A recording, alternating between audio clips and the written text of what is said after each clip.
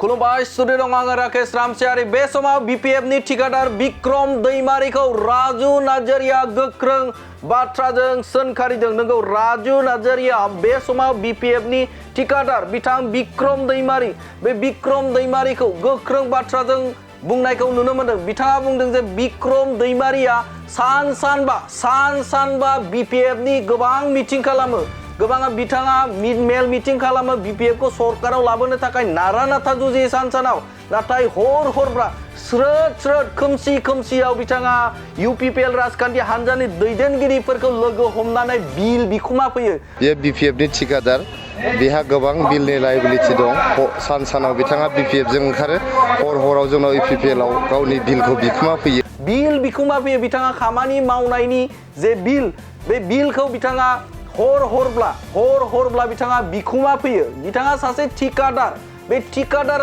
ठिकादारनि खामानिखौ बिथाङा जोबोद मोजां मिथिगौ जे सानाव बिथाङा बिपिएफ राजखान्थि हान्जानि जे राजखान्थि फोसावदिं, बे फोसावदिंखौ बिथाङा नारा नाथा जुजिनानै बिथाङा मेल मिटिं खालामो, नाथाय हरब्ला सिखावै स्रोद बिथाङा इउपिपिएल राजखान्थि हान्जानि दैदेनगिरिखौ लोगो हमफैयो होननानै बाथ्रा बुंदों बिथां राजु नार्जारिया। इउपिपिएल राजखान्थि हान्जानि गाहाय नेहाथारि बिथां राजु नार्जारिया बे बाथ्राखौ बुंदों।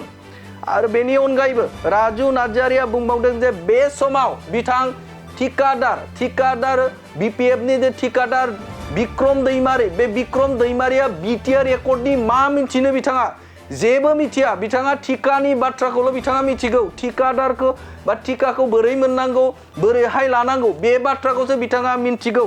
ठिकादारा मा मिथिगौ बिटिआर सक्तिनि सोमोन्दैलाय? ठिकादारसो बियो, जेबो मिथिया बियो बेसेबां ठिका मोनगोन मोना बेखौसो सानो बियो। बे सक्तिनि गेजेरजों जे जोंनि बिटिआरनि सिमाया गहपुरसिम बारायबाय, बे सक्तिनि गेजेरजों जे जोंहा बर' मिडियामनि सेपारेट डाइरेक्टरेट जाबाय, बे सक्तिनि गेजेरजों जे बर' रावा दिनै आसामनि एस'सिएट अफिसियेल लेंगुवेज जाबाय, बे सक्तिनि गेजेरजों 10टा कलेजा प्रभिन्सियेलाइज जाबाय, बे सक्तिनि गेजेरजोंनो दिनैहाय जोंनि बर'फ्रा एसेमब्लियाव बर' रावजों जे बुंनो मोननाय जाबाय। आसाम एसेमब्लियाव नोंथांमोना थांबा नुगोन बर' रावजों दा लिरनाय दंजोबसै आसाम एसेमब्लियाव। बेफोरखौ बिथाङा मा मिथिनो? आरो गोबां बाथ्रा बे सक्तिनि गेजेरजोंनो जादों। दिनैहाय बे सक्तिनि गेजेरजोंनो जोंनि बिश्वनाथ सनितपुरनि जे बर' रायजो राजाफ्रा हानि पाट्टा मोननो हादों, रोजा न'खरफ्रा हानि पाट्टा मोननो हादों। बेखौ बे ठिकादारा मा मिथिनो? गथिखे ठिकादारनि सोंनायनि फिननायखौ आं होआ। जायनि थाखायनो बिथाङा बे समाव गोबां बार बिथाङा बिपिएफनि बा बिपिएफ राजखान्थि हान्जानि फोसावदिङाव बिथाङा बाहागो लाबाय थायो होननानै बाथ्रा बुंदों।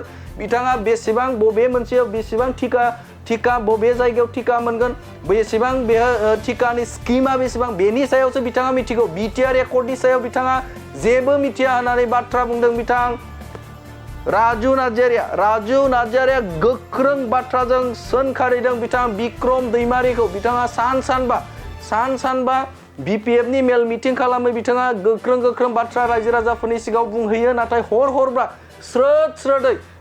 स्रोदै बिथाङा सिखावै बे समाव इउपिपिएल राजखान्थि हान्जानाव थांनानै बिथाङा ठिकानि बिल बिहैयो। गोबां बिथांनि आखायाव लायबिलिटिस दङ, गोबां मोननो गोनां जे फैसा बेफोर दं। ठिका मावनायनि सिगांनि समाव बिपिएफ खुंथाय गोहोआव थानाय समाव बै समाव मोननो गोनां जे फैसाफोर, बै फैसाफोरखौ बिथाङा मोनफुंनो हायाखै।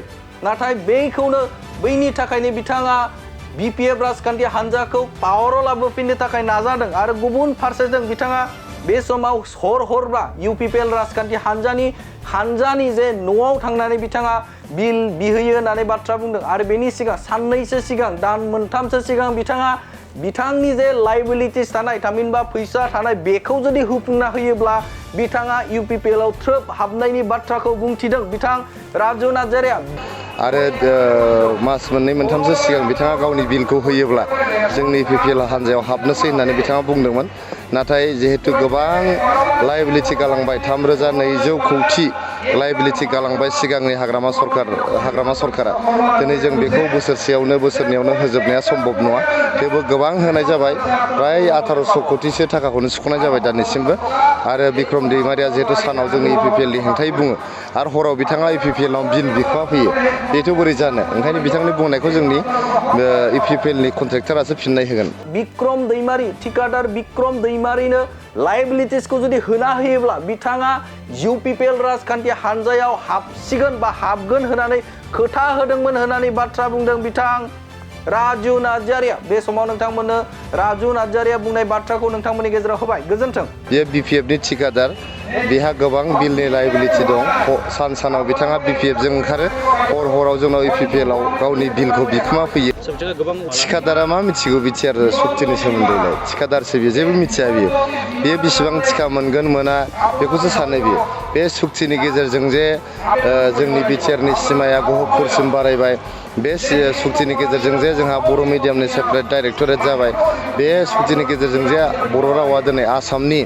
एस'सियेट अफिसियेल लेंगुवेज जाबाय बे सक्तिनि गेजेरजों 10टा कलेजा प्रभिन्सियेलाइज जाबाय बे सक्तिनि गेजेरजोंनो दिनैहाय जोंनि बर'फ्रा एसेम्ब्लियाव बर' रावजों जे बुंनो मोननाय जाबाय आसाम एसेम्ब्लियाव नोंथांमोना थांबा नुगोन बर' रावजों दा लिरनाय दंजोबसै आसाम एसेम्ब्लियाव बेफोरखौ बिथाङा मा मिथिदों आरो गोबां बाथ्रा बे सक्तिनि गेजेरजोंनो जादों दिनैहाय बे सक्तिनि गेजेरजोंनो जोंनि बिश्वनाथ सनितपुरनि जे बर' रायजो राजाफ्रा हानि पाट्टा मोननो हादों रोजा रोजा न'खरफ्रा हानि पाट्टा मोननो हादों बेखौ बे ठिकादारा मा मिथिदों गथिखे ठिकादारनि सोंनायनि फिननायखौ आं होआ आरो मास मोननै मोनथामसो सिगां बिथाङा गावनि बिलखौ होयोब्ला जोंनि इपिपिएल हान्जायाव हाबनोसै होननानै बिथाङा बुंदोंमोन नाथाय जिहेतु गोबां लाइबिलिटि गालांबाय 3,200 कौटि लाइबिलिटि गालांबाय सिगांनि हाग्रामा सरकारा दिनै जों बेखौ बोसोरनैयावनो होजोबनाया सम्भब नङा थेवबो गोबां होनाय जाबाय फ्राय 1800 कौटिसो थाखाखौनो सुख'नाय जाबाय दानिसिमबो आरो बिक्रम दैमारिया जिहेतु सानाव जोंनि इपिपिएलनि हेंथायै बुङो आरो हराव बिथाङा इपिपिएलआव बिल बिखोमा फैयो बेथ' बोरै जानो ओंखायनो बिथांनि बुंनायखौ जोंनि इपिपिएलनि कन्ट्रेक्टरासो फिननाय होगोन मोनसे गोजोनथाव फोसावथाय बैसागु फोरबोनि रंजाथाय समावनो फरायसा आरो फरायसुलिफोरनि थाखाय बावखुंग्रि फोरबोआ लानानै फैदों मोनसे बादायलायनाय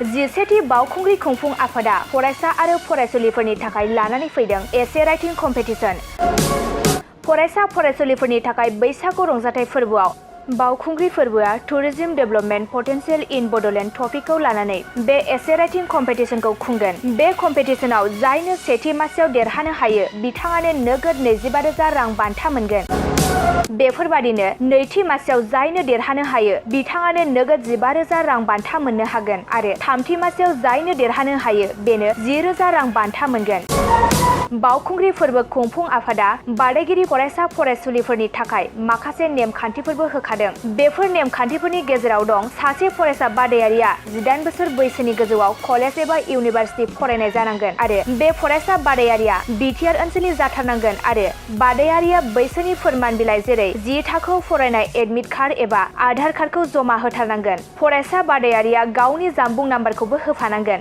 आरो बे एसे राइटिं कम्पिटिशनाव इंराजि एबा बर' रावजों 800निफ्राय 1000 सोदोब लिरनांगोन फरायसा आरो फरायसुलि बादायारिफोरनो बेखौबो मिथिहोनाय जायदि फोरमान बिलाइ जमा होनाया फैगौ 10 एप्रिलाव जोबथा जागोन आरो बे एसे राइटिं कम्पिटिशननि फिथाइखौ फैगौ 12 एप्रिलाव फोसावगोन गोबां बाथ्रा मिथिनो थाखाय 9678278934 9395532495 जानबुं नाम्बारनि गेजेरजों खौरां लाहरनो हागोन